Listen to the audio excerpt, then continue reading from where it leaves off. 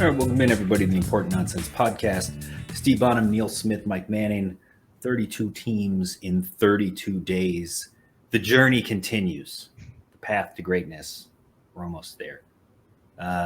Patreon.com/important nonsense is, of course, the best place to catch all of us.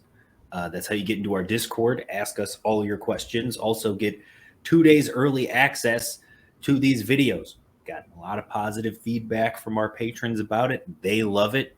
We get comments from them 2 days early too. So fantastic. They're loving it. So are we. If you are liking what you're seeing, again, like and subscribe, as you just saw that fancy graphic show you there in the middle of the screen. Also, we are recording this on August 3rd. So if anything seems slightly out of date, that would be why, because we're recording it in the past. And then it's 12-team PPR.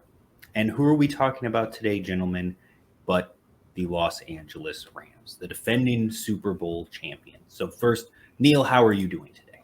I'm doing well. The only thing I would say is if you'd like to get access to our rankings, you can also do that on Patreon at the $3 tier. That's what I'm saying. The Patreon's the best place to go. Yeah, can't really argue with that.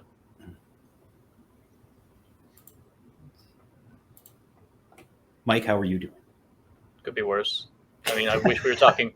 I wish we were talking more about Aaron Donald if we're going to be talking Rams, but that's not really a R-type fantasy, at least. You know for what? this episode. I'll take could be worse. I will.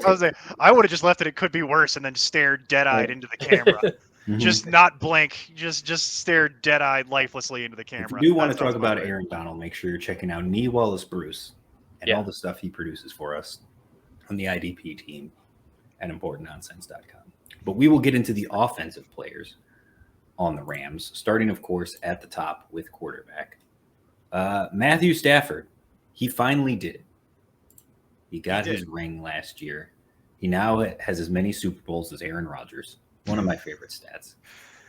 And again, this is another one where it's kind of open and shut, right? There's not a lot of discussion about Matthew Stafford this season. He's right around ECR 11, back end QB1 / top end super flex. And that's pretty much where we all have him. I've got him 13, Neil 12, Mike 10. Mike, why do you love Matthew Stafford so much? Oh my God. Sell us on him. I don't think there's really that much to really throw out there for him. He obviously had a career year, even by his standards. The Rams are not going to run the ball near as much as they're going to pass. They're going to be a pass-first team, guaranteed. You send all these picks and Jared Goff's contract over to the Lions to get Stafford for a reason. You got the Super Bowl out of it. Gift. Yeah. I mean, Stafford's a talented arm. He doesn't have the rushing upside, obviously, but you have a receiver like Cooper Kupp, and then added the weapon of Allen Robinson, and Cam Akers can hopefully return to be at least something closer to what he was in his rookie season, rather than the post-Achilles stuff so far. So, and Sean McVay is his head coach. This offense is going to be one of the most high-powered offenses in the NFL. If you have a good quarterback in one of those, he's going to put up fantasy points. I think you just have a very safe floor. I think that's the key. You get a very, very nice floor, but you also don't get zero upside, which is nice. He does have, you noted it here, he was the QB5 in fantasy points in 2021. That wasn't points per game, but that was total. Yeah. So not the most scientific thing in the universe, but still, it's worth bringing up because he does have some level of upside here. They will throw, to your point. And Steve, you didn't bring up my favorite stat, which was unconfirmed, by the way. But my favorite stat, he actually got his Super Bowl ring gauged for his middle finger as opposed to his ring finger. That we're still waiting for formal confirmation on that, but they'll get back to us on that. I'm quite confident that's what happened. Yeah, I mean, like I said, this one's pretty open and shut. ECR 11, Mike 10, you 12, me 13. He's going ADP 12. You mentioned in overall points he was QB5, but in points per game last year, also QB 11. Yep. It's all the same back end QB1. If I end up with Matthew Stafford as my QB, I'm 100% fine with it. Yeah, and that just shows his longevity too. He stays on the field. So he'd probably be a little higher if he was younger. Yeah. And he didn't have some of the back injury concerns, which we bring up every year. But other than that, like, that's why he's where he is. And I don't think you can really go wrong with this.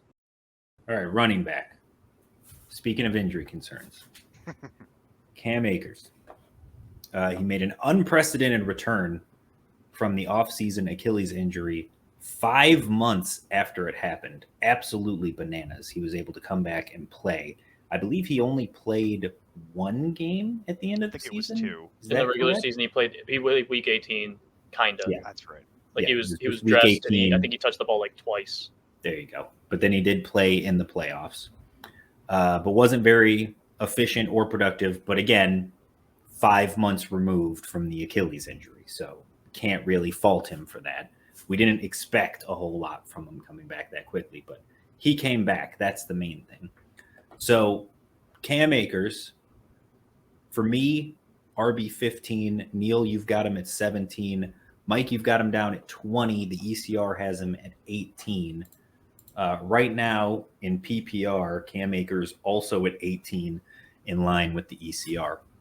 So to me, Akers is in that upside tier where I feel like I can take a swing on a guy as my RB2 and feel pretty decent about it. But at the same time, there are a few question marks. So I've got him in the same tier as Travis Etienne and David Montgomery. Etienne also, this is going to be his first season coming off of an injury. We're just hoping he's good. We don't know exactly how good he's going to be. And then Montgomery, we already know the Bears are terrible. So he's talented and he's going to get volume, but on a horrible team, as we've talked about. So I've got Akers in that same class. What about you guys? I've got him right there. In fact, the only difference I'll bet you that the main difference is it's some coin flips in there. Because I bet you between you and I, we've got him in the same tier. We probably just have him ordered slightly differently. And my only concern as it relates to Akers is the burst coming back now with significantly more time? That was my big takeaway from when he did suit up last year in the playoffs. He just didn't have that same burst. Now, what can you do? Like, he's 5 months off an Achilles tear. So, like, what are you expecting? So my only concern is that coming back now with significantly more time is the burst back. If it is, great. But that's why he loses 2 or 3 coin flips, realistically. That's about it. I'm not overly concerned about it. I'm not worried about his role. I'm not worried about him being usurped by Darrell Henderson. Pay no attention to that Twitter conversation that I'm watching happen, by the way, about Henderson being good enough to really cut into. That's not going to happen, folks. So just ignore that. That's my only concern. Other than that, I think it's pretty much wheels up. Mike, what do you think? I do like it. I mean, if he does improve really even marginally compared to what he was doing at the end in the playoffs, he obviously had 2.6 yards a carry in the playoffs compared to he was like 4.7 his rookie year. Right. So if you're looking at that, like just get more towards average, and you're going to be the starting running back. That league average is about 4.2. So if he can get that kind of production, you're good with that. Yeah, and this is an offense that historically has featured a running back. And so you're looking at a high-powered offense that your number one running back on that offense, like, it's a bunch of signs that point to a good fantasy season for Cam Akers. And because you look at his rookie season to end it, from week 13 on, he averaged over 23 touches a game. Like, that was great. That was what you wanted to see for him to end his season. That's why everybody was so high on him coming into the last season until the injury happened.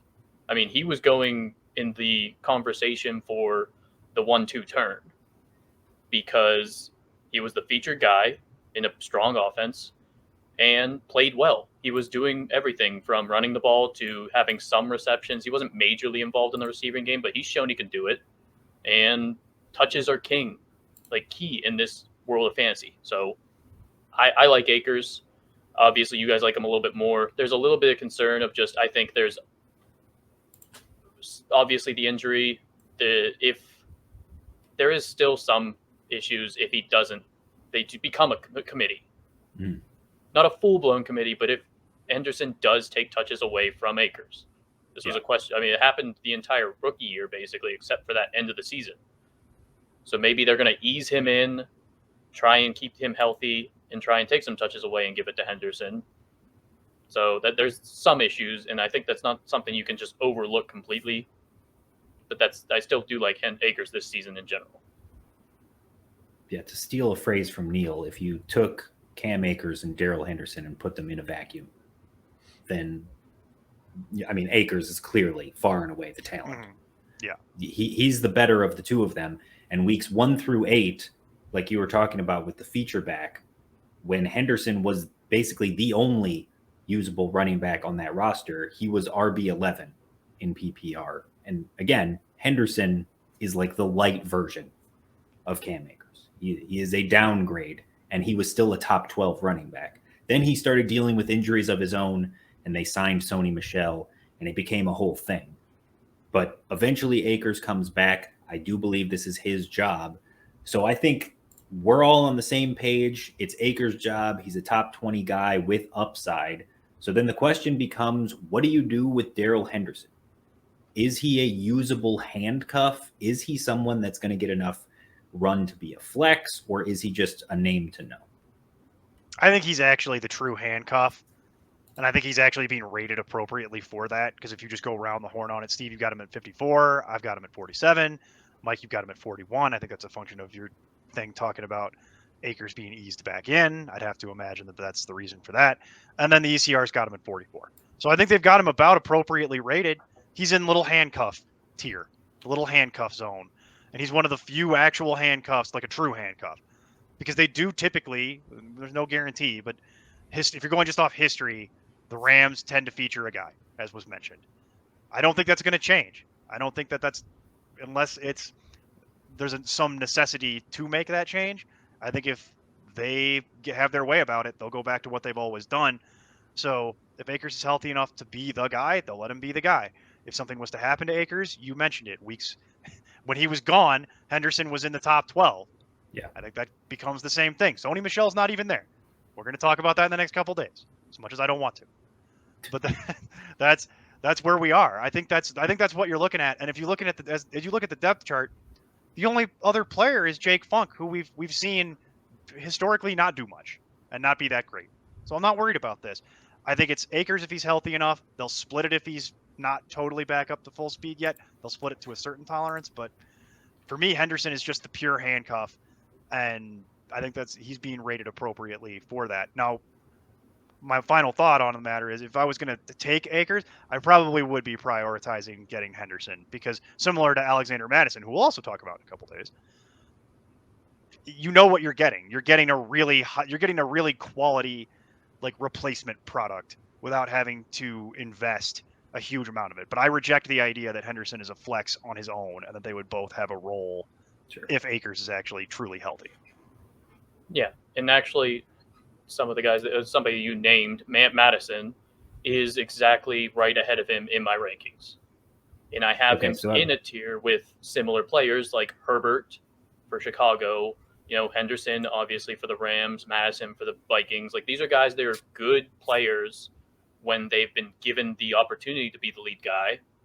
So if the running back ahead of them does go down, I'm going to be happy to put them in my lineup.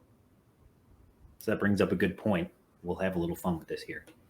So round 11 is his current ADP, RB43, but that's where the handcuff cluster is. Yeah. So guys going at basically the exact same ADP, would you rather have Darrell Henderson or James Cook? Do I roster Cam Akers in your hypothetical? Akers. Sure, let's say yes. Then if you roster Akers, I would think you would want Henderson over all these guys, right? Let's just do that as a blanket. So let's just that's so fine. Eliminate Akers from the equation. Say you don't have the primary back in any of these backfields. Who would you rather have? Darrell Henderson or James Cook? Roster construction rules typically for me would lead me to go Cook. I think I'd agree slightly, especially if I didn't have that many running backs at that point. Mm-hmm. Like, he would have been my RB 3-4. Then I would go for Cook because he has the better chance of having a weekly flex option type situation. Yep. Agreed. Alexander Madison or Darrell Henderson? Madison. Yeah. Yep. The home run upside, right? Ronald Jones or Darrell Henderson? Henderson. It's Rojo for me, but I can understand it. Naheem Hines or Darrell Henderson? Oh, Hines for the PPR, for the pass catching. Slightly lean Hines. And it's only because it's full point PPR, then you're going to go with a player like that. That, like I said with Cook, you're expecting at least flex-worthy usage. If it was in half point, it would change my answer. Yeah, anything less than since we are full point, it would change the answer. But full point is the experiment here.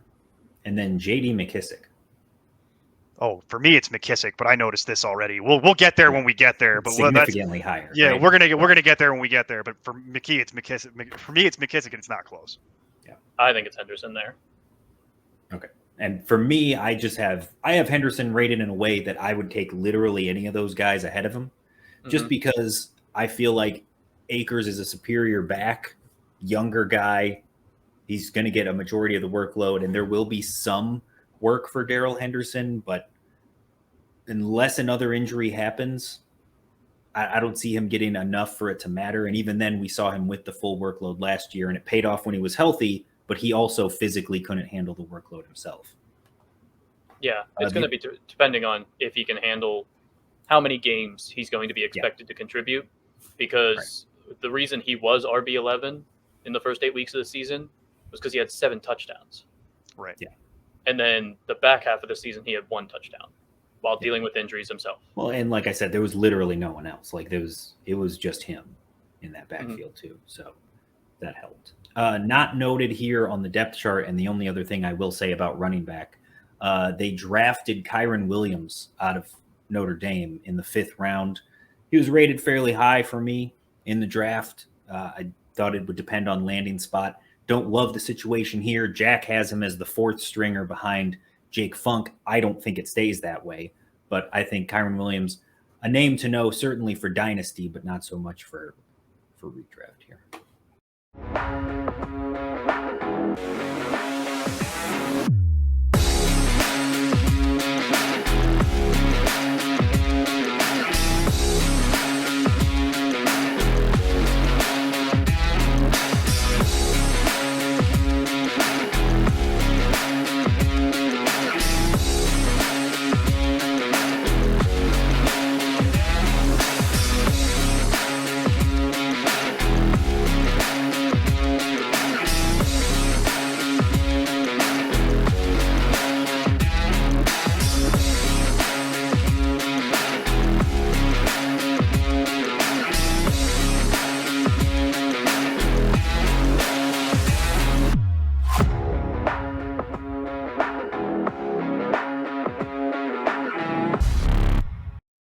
Wide receiver. Cooper Kupp's top of the charts for most people here. He had a monster season in 2021. He was the clear-cut MVP for basically everyone. He set countless records. Megatron in 2013, year after year, record-setting season, 148 targets, 1,492 yards, 12 touchdowns. Other examples, Julio Jones and Antonio Brown in 2016 had 140 plus targets, 1,600-ish yards, 9 plus touchdowns, and then Michael Thomas in 2020 injured coming back from it. So yeah, I just want to point out that's those stats are for the players season the after their their huge year, right? Yeah, just showing that you don't really have to think like he's going to have that much of a major drop off just because he has to go down. Like he has to regress somehow. Yeah. All right. So he's not going to set 2 records in a row. Yes. And again, to me, there's not going to be a ton to discuss here. But for Cooper Kupp, I understand the regression. And yes, he has to come down a little bit. But I think what people are also discounting is the fact that, yes, Cooper Kupp has always been solid. Even with Jared Goff, he was a top 20 or at least top 24 weekly option at wide receiver. But he put up historic numbers last season, and everyone just assumes there's no way he could possibly do it again. But last year was his first year with Matthew Stafford as his quarterback. So it's the only sample size we have of what these two will do together. And they've added Allen Robinson, who we'll talk about here in a second, but it's not like there was no one else, like we were talking about at the running back position for Darrell Henderson. I mean, they traded for Odell Beckham. They were giving Deshaun Jackson targets for some reason at the beginning of the season. They were giving Robert Woods before he got hurt was taking half the targets, and then Van Jefferson was putting up good numbers too. So it's not like no one else on this offense was decent or usable. So I think even with the pieces they still have around him, there's no reason for me to believe that he's just suddenly going to fall off a cliff and not return on the investment here. I noted it. I mean, he's wide receiver 1 across the board for everyone on the show, for everyone on the site, and in the ECR. I don't think this is a debate. I think it's pretty open and shut. He's going to be the first wide receiver off the board. He should be the first wide receiver off the board in any league you're playing in. And he doesn't have to repeat what he did last year to hit that target. Yeah. It's not. And also, by the way, if you drafted him as the number 1 wide receiver off the board and he finished at wide receiver 4, do you care? Right. Exactly. So it's a very safe thing that you're doing here. We've long buried the Cooper Kupp injury conversations. Those are done. This is just about, to me, it's the only argument I would accept is, would someone else in the tier be able to surpass him? For me, the answer is no. And then the only other argument that I'll entertain is the one where I think we're going to have momentarily, which is Allen Robinson good enough to cut enough into the job to not allow him to get to wide receiver 1 overall level production? We'll table that for a moment, but that's what you're talking about here. Other than that, what other nitpicks do you have? And I'm not addressing that to either of you. That's for people listening to this. My only thing, I have at the top of wide receiver a tier of 2 players, and it's Cooper Kupp and it's Justin Jefferson. Yeah, me too. And I've had people make the argument for Jefferson as wide receiver 1. And if that's what floats your boat, I'm not going to yuck your yum. You go right ahead and take Justin Jefferson as your wide receiver 1. I'm not going to complain about it. But yes, to me, he's in that tier, hands down, 1 or 2, whatever makes you happy. So the number 2 on this offense is now Allen Robinson. He takes over the role previously held by Robert Woods and then Odell Beckham. Remember that very brief, 24 hours when we thought it was going to be Cooper Kupp, Robert Woods, and Odell Beckham? I do. It was just going to be a dominant 3-headed monster. That was a quick dominant. What a time to be alive. He missed 5 games in 2021, that, of course, being Allen Robinson, 3 due to a hamstring and 2 due to COVID. 150-plus targets and 1,100 more yards in 2019 and 2020. Last year fell off with that weird offense that Matt Nagy was running to try to intentionally get fired that worked. And then Robert Woods was, of course, the wide receiver 12 in PPR points before his injury in week 10. And I love your note that Robinson's career quarterbacks are Blake Bortles, Mitch Trubisky, Chase Daniel, Nick Foles, Andy Dalton, and Justin Fields. Boy, I'm sorry if you were eating something out there. Right. Just had to watch it come back up. But that's rough.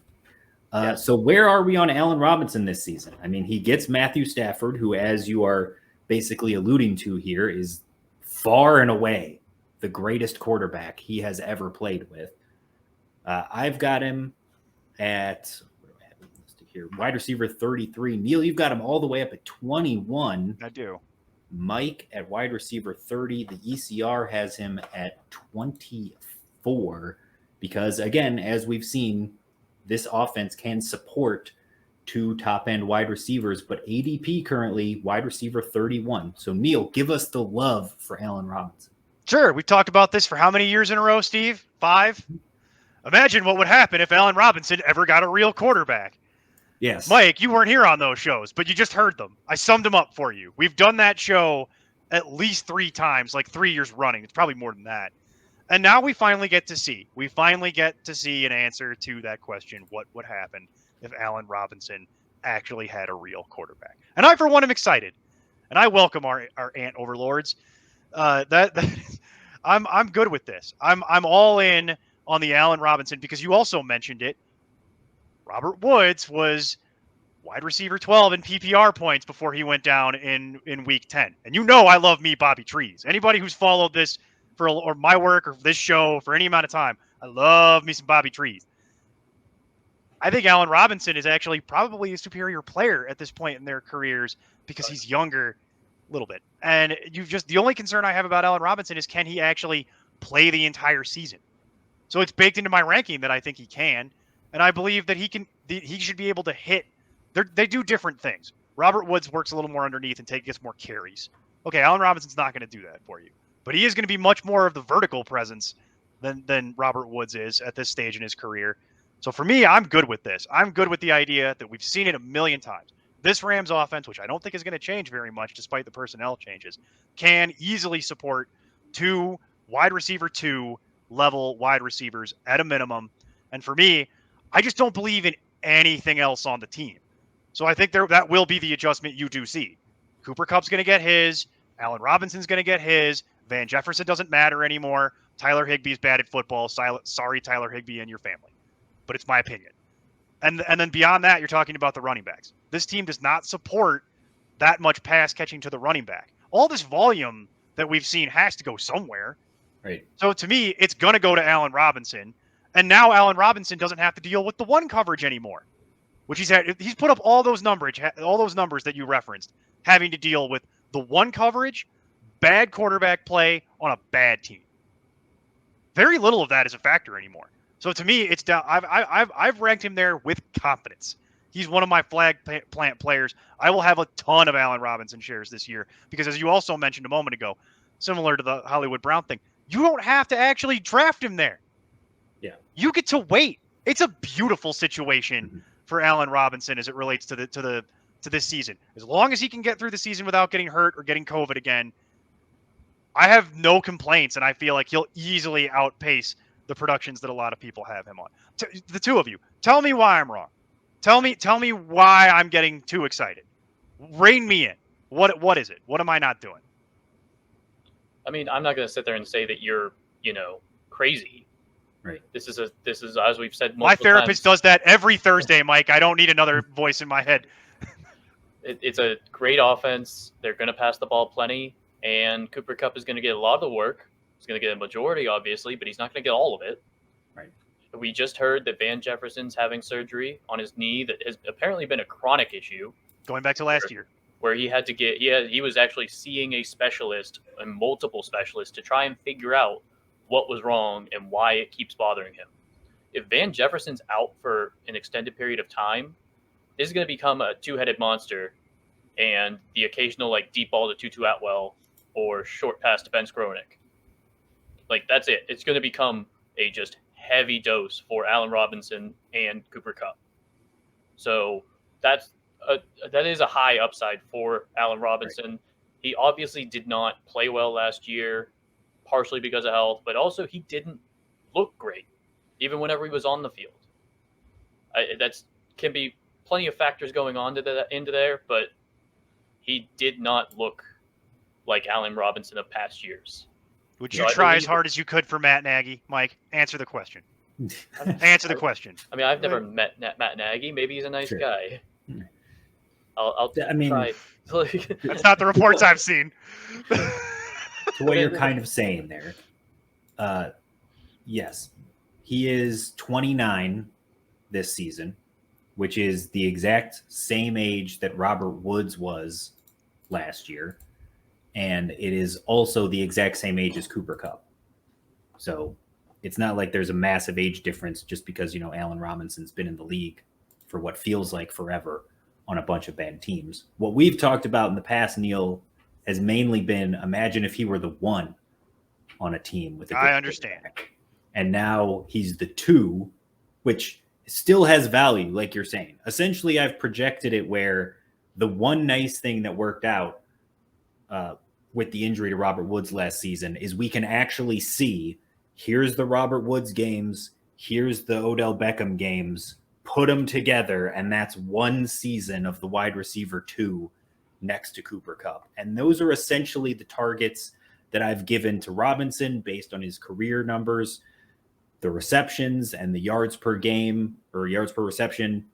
I have him as wide receiver 33. There's upside for that.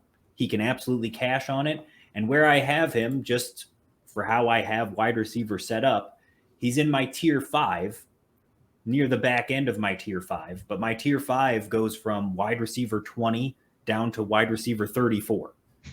So if you want to take any of those guys in there at any point, I'm 100% fine with it. If you were to tell me that you've got Allen Robinson at 20 because you feel like he should be higher than anyone else I've got in that tier, I can't argue with it. That's why they're all tiered together. It's all kind of the same thing to me. It just depends on how you feel about him at their current price and ADP. And I'm with you, Neil. I love him at his current ADP. The problem that I've been having is there have been the few scenarios where Allen Robinson feels like he's falling to me at a good price are the leagues where I've already got Cooper Kupp. And I hate doubling down on that. I wouldn't double down. I would not double down. That's the only time when I'm like, man, I really wish I could take this, and I'm not going to. But otherwise, yeah, I'm right there with you. You'd have to start them both, and I don't want to recommend doing that. Yeah. I don't want to do that. If you're looking at it like, so another team that comes to mind that obviously has 2 very good wide receivers on it, like the Cincinnati Bengals. We know that the Bengals, when it comes to their offense, we're going to have plenty of weeks where T. Higgins is seeing the majority of the targets in the day. He's going to go off for a game. We're going to see plenty where Jamar Chase is going to go off, but we're not seeing the drastic, I think, difference in targets overall in the season between the wide receiver 1 and the wide receiver 2 like we will in LA. Because I think that obviously we know Cooper Kupp is going to see his volume. Guaranteed. They had the connection last year. It's obviously not going to get any worse of a connection. They're only going to improve on their chemistry. So you just know that that volume is going to be there for Cooper Kupp. So you're looking at Allen Robinson as, yeah, one of the better wide receiver 2s in the NFL, talent-wise for sure. This team's going to have to throw the ball a lot for him to really come back with the value that a better a good wide receiver 2. You're putting him around a mid wide receiver 2, Neil? No, he'd be a back end wide receiver 2 Like at 21 because you'd only go to 24. So he'd be the 3rd worst wide receiver 2, effectively, if you were following my rankings explicitly to the letter. Yeah, but obviously that's taking into account like the team's wide receiver 1s like Rashad Bateman and Deontay Johnson, guys like that. Yeah. That are going in the wide receiver 2 such range. So I'm just saying that I don't think he's seeing the volume that that he has seen in past. I think he's going to rely heavily on touchdowns, which he could be the end zone guy. He's a great contested catch receiver, and he's great with his hands. So could he have double-digit touchdowns? Completely plausible thing to happen. I just don't know if I want to bank on that happening exactly. Well, here's what I kind of my will point. say. You don't have to. Right. We've spent a lot of time talking about players that we actually all agree on and like. So I know that's. I think we gotta move forward here. I think that's all agree. Also, Van Jefferson not really worth talking about or drafting. I mean, we were just talking about Mike. He's dealing with the knee surgery from the chronic issue. Even if he comes back 100% ready for week 1, there's really a low ceiling here. You've got Ben Skowronek, who is technically going to be like the guy who can bounce around on the outside and give you other options if maybe Jefferson were to miss time, but he's never really done anything to write about, not really something I'm interested in, even in the deepest of leagues. And then, of course, you've got Shatarius Tutu Atwell, rookie last season, but missed the entire year. Very undersized was the main thing that a lot of people talked about, and doesn't really have a specific role in this team. Really, I remember it distinctly because it was the Rams that his best player comp was Tavon Austin. Yep. So that's really what you're looking at, like a punt return type gadget player who will do a lot of end arounds and help you in that regard. But from a pure fantasy football perspective, doesn't do a ton for you. Okay for the NFL, not so great for us. All right, tight end. Tyler Higbee is still there. There's that. So that's perfect. All right, that defense. sums it up. Let's talk about the defense. I love it. It used to be Gerald Everett as well, but he is now gone. So it's just Tyler Higbee. So I guess less competition, but it doesn't matter. Last year he showed it doesn't matter. He had opportunities, not good. Something we all agree in. He's in the 20s for everybody in the ECR, and us included. So, yes, not at all in any way. I at least apologized to Tyler Higbee and his family when I slandered him. Mike just mean mugged the camera and was like, "Fight me on my lawn." I'm surprised you didn't take your shirt off, Mike. Even then, I've got him 21, Neil 20, Mike 21, ECR 20, ADP is 22. I mean, we all don't like Tyler Higbee, and the general public likes him less. Yeah. So, I mean, there's nothing to talk about. All right, we'll wrap it with defense and kicker. Again, I've mentioned it a few times at this point, but I have two defenses at the top. Neither one of them is the Rams, and this is another one where this division is going to be so good that there's basically like 4 games out of the year that you don't want to start them. Like, you can play them against Seattle. That's fine. That's fine. If you want to play them twice against Seattle, you go right ahead. But they're the defending Super Bowl champions. Defense is going to be good again, but teams are also going to score points against them. They're going to have difficult competition. To me, I've got them ranked, where is this, at 9. And let's see, current ADP, the champs always get some hype. Yeah, they're at 7. So, again, if they're there for you in the 15th round, you go right ahead. You get what you need to get. Kicker. Let's see. It's Matt Gay. Matt Gay, number 5. Again, when you're talking about a high-scoring offense and the defending champs, you tend to see a little bit of inflation in that price. I've got Matt Gay at number 2 just because of the accuracy and the amount of kicks and kicks from distance. That's mainly what I'm looking for. So, again, he's there in the 16th round. Fantastic. Otherwise, never overpay for a kicker, no matter who it is. It's not worth it. All right, closing thoughts on the defending champs. I don't think it's that complicated. It's really, you got Stafford. I mean, we made it a lot more complicated. I know, we as we tend to do. That actually probably should be the name of the show. We made it a lot more complicated than it needed to be. Even the title would be accurate because it'd be more complicated than it needed to be. But you're only talking about Stafford, Akers, Henderson is the handcuff, the 2 wide receivers, and then the rest of it is just fodder. It doesn't matter. And unless you play in some insane kick and punt return league, sure, take a look at Tutu Atwell. But nothing matters beyond like the main point centers. Unfortunately for this team, we actually know what those point centers are. Yeah, there's not. I mean, this is, like we said, self-explanatory team. You know what you're wanting to target.